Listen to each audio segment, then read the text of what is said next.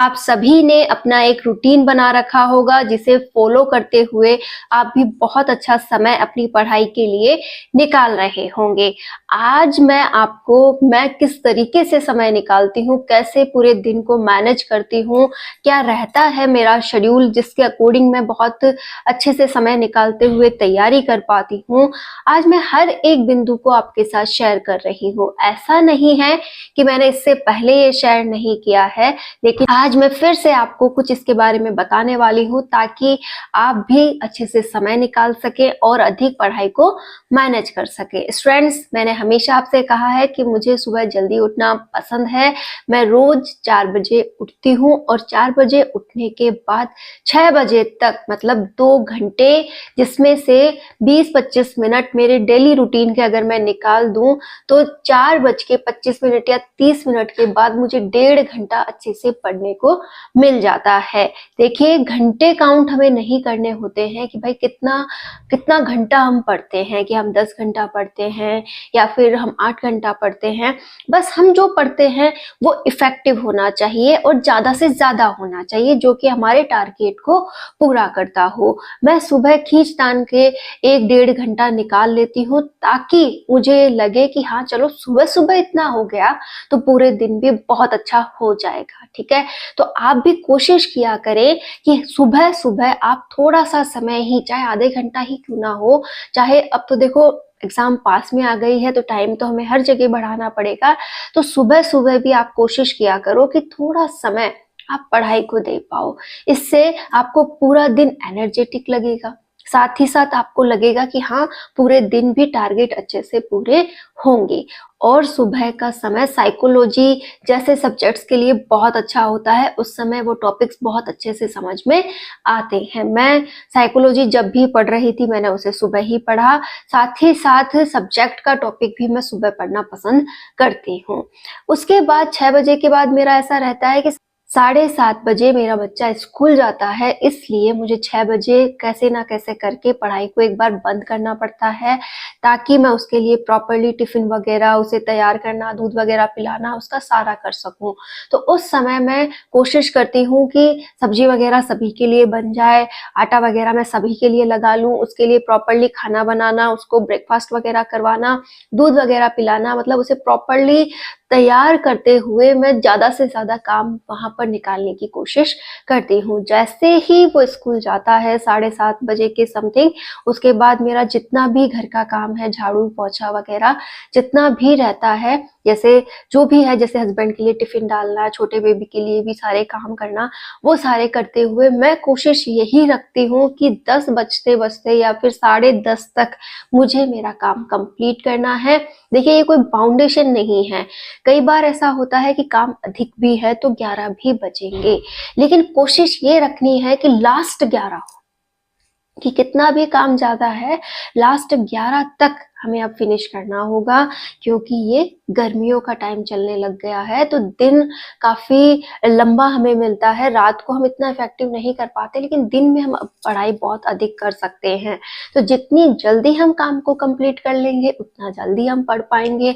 तो मेरी कोशिश 10 बजे तक फिनिश करने की होती है, कभी थोड़ा और अधिक है तो 10:30, और बाय मिस्टेक बहुत अधिक है तो 11 बजाने की कोशिश तक मैं काम कंप्लीट कर लेती हूँ।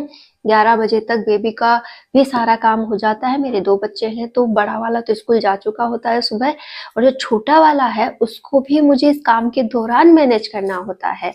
तो उसे मैनेज भी किया, उसे अच्छे से खिलाया पिलाया, और 11 बजे तक कोशिश रखती हूँ कि वो खा पी कर सो जाए। जैसे ही उसके सोने का होता है, सुलाकर मैं 11 बजे तक पढ़ने बैठ जाती हूँ, और 11 बजे से लेकर मेरे पास 2:30 बजे तक कोई डिस्टरबेंस नहीं है, क्योंकि उस समय मेरा बड़ा बेबी आता है। 2:30 बजे वो आता है, तब तक मैं आराम से अपने लिए समय निकाल सकती हूँ, एक अच्छी पढ़ाई कर सकती हूँ। और छोटे बेबी के साथ मेरा कुछ ऐसा है कि वो तब तक सोता रहेगा जब तक आप उसके पास बैठे हो, या फिर वो जब भी उठे तो आप उसके पास हो तो वो वापस भी सो जाता है। तो 1-1.5 घंटा या 2 घंटा वो सोता है, तो उससे मुझे बहुत बेनिफिट्स होते हैं, उसमें मैं एक इफेक्टिव पढ़ाई कर पाती हूँ। तो दोपहर के समय भी मैं 3 से 4 घंटे निकाल लेती हूँ मेरे बड़े बेबी के आने से पहले। तो ये जो समय होता है इसमें मैं ज़्यादा से ज़्यादा कोशिश करती हूँ कि मेरा सब्जेक्ट साइकोलॉजी जैसे सब्जेक्ट, आईसीटी जैसे सब्जेक्ट मेरे हो जाए, ठीक है। उसके बाद जैसे ही वो आता है उसको खिलाना पिलाना, छोटा बेबी भी उठ गया है तो उसको खिलाना पिलाना, तो इन दोनों का करते हुए फिर ये लोग जब खेलते हैं तो मैं खेलने की व्यवस्था, क्योंकि गर्मियां हैं बाहर तो कहाँ खेलेंगे इतनी जल्दी, तो वो 4 बजे तक या 4:30 बजे तक रूम में ही खेलते हैं। तो रूम में जब वो लोग खेलते हैं तो मैं भी उनके आसपास जैसे जीके रिवाइज करना, करंट अफेयर्स रिवाइज करना, ऐसे काम करती रहती हूँ, क्योंकि उनका ध्यान रखना पड़ता है कि वो क्या कर रहे हैं, कहीं उनमें झगड़ा तो नहीं हो गया। कुछ खिलौने ऐसे होते हैं जब उनको शेयर करने की प्रॉब्लम होती है कि हाँ ये मेरा है ये वो, तो ये सारे तो हर बच्चों के साथ होता रहता है। तो उनके साथ मैनेज करते हुए मैं वहां पर करंट अफेयर्स वगैरह पढ़ती रहती हूँ। देखो वो ऐसे टॉपिक्स है जिन्हें हम रहे याद, करंट अफेयर्स वगैरह ऐसे टॉपिक्स हैं जिन्हें हम चाहे तो भी याद ज्यादा नहीं कर सकते, उन्हें सिर्फ हम पढ़ सकते हैं ताकि वक्त आने पर वो हमें याद आ जाए। तो मैं कोशिश करती हूँ कि वो उस समय हो जाए जब मैं बच्चों के साथ समय बिता रही हूँ, ठीक है। तो उसके बाद जैसे ही 4:30 बजे के समथिंग बच्चे खेल के फ्री होते हैं, उन्हें दूध वगैरह पिलाया, चाय वगैरह बनी, ये सारे काम जैसे ही होते हैं मैं बड़े बच्चे को होमवर्क कराती हूँ। छोटा बेबी मेरा जो है वो बाहर चला जाता है खेलने के लिए दादा के साथ। तो यहाँ पर उसके होमवर्क के दौरान भी मुझे होमवर्क पे भी फोकस मिल जाता है और मैं अपना कोई टॉपिक लेकर फिर से पढ़ लेती हूँ। तो 6 बजे तक मेरे पास कुछ भी काम नहीं होता है। 6 बजे तक आराम से मैं प्रॉपरली अपने बच्चों के साथ समय बिताते हुए एक अच्छी पढ़ाई कर लेती हूँ। उसके बाद मैं रसोई का जितना भी काम होता है जैसे खाना वगैरह बनाना और ये सारे काम करके बच्चों को एक बार खाना खिला के रसोई को एक बार बंद कर देती हूँ, क्योंकि जो बड़े हैं वो बाद में खाते हैं थोड़ा।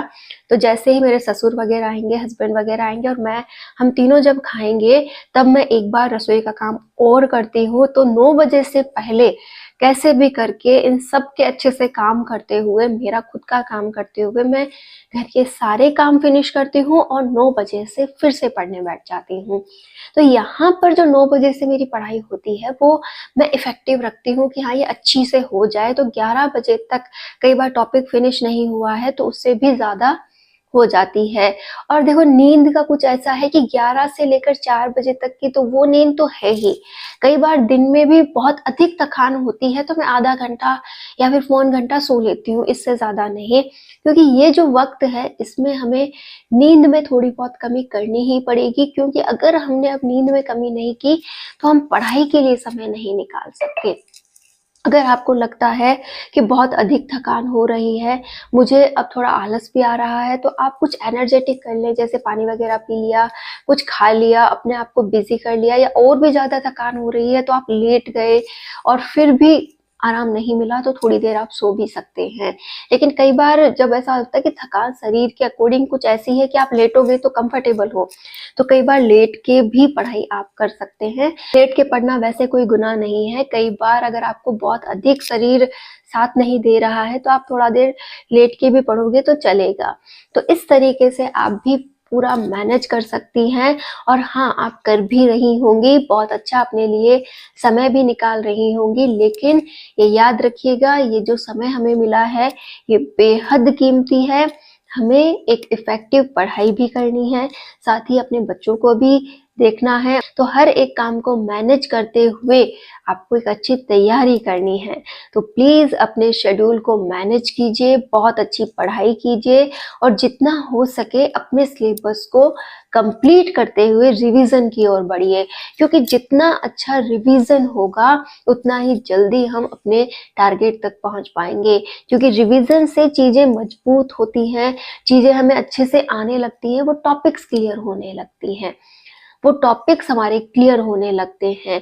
तो आप जितना अधिक रिवाइज करेंगे, जितनी अधिक प्रैक्टिस करेंगे, उतना ही ज्यादा आप अपने टारगेट पर पहुंच पाएंगे। देखिए, जितना अधिक हम रिवाइज करते हैं, जितना अधिक हम पढ़ते हैं, उतना ही अधिक हमें वो टॉपिक्स क्लियर होते हैं। हम पूरी तरह से उनके प्रति ऐसे लगता है कि चलो हाँ अब ये टॉपिक क्लियर है, इससे कैसा भी क्वेश्चन पूछ लो हम कर लेंगे। तो अगर आपका सिलेबस कंप्लीट होता जा रहा है तो आप रिवीजन भी स्टार्ट कर दे। आप हर एक टॉपिक पर अपनी फिर से पकड़ बनाएं कि हाँ ये टॉपिक मेरा ऐसा होना चाहिए जिसमें कैसा भी क्वेश्चन हो मैं हल कर लूंगा। जैसे सुबह के समय जो होता है, इसमें आप टॉपिक को लेकर उस पर पूरी तरह